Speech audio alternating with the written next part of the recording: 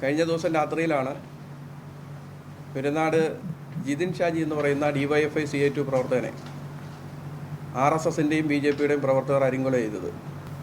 ആ സംഭവവുമായി ബന്ധപ്പെട്ടുകൊണ്ട് DYFIക്കെതിരെ വ്യാജ പ്രചരണം ചില മാധ്യമങ്ങളും ചില രാഷ്ട്രീയ വിരുദ്ധ ശക്തികളുടെ നവമാധ്യമ കൂട്ടായ്മകളിലും വലിയ തോതിൽ നടത്തുന്നൊരു സാഹചര്യമുണ്ട്.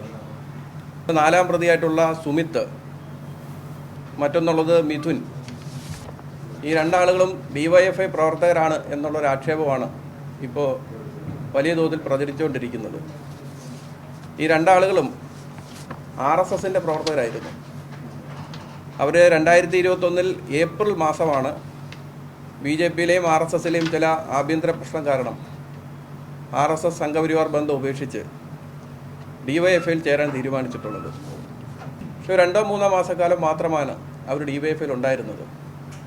അതിനുശേഷം അവർ സംഘപരിവാർ ബന്ധം തുടർന്നിരുന്നു. ആ നാട്ടിലെ സാമൂഹ്യ വിരുദ്ധ പ്രവർത്തനങ്ങളും ഒക്കെയായി അവരിങ്ങനെ പോവുകയായിരുന്നു. അപ്പോൾ അവർക്ക് DYFIയുമായി യാതൊരു ബന്ധവുമില്ല.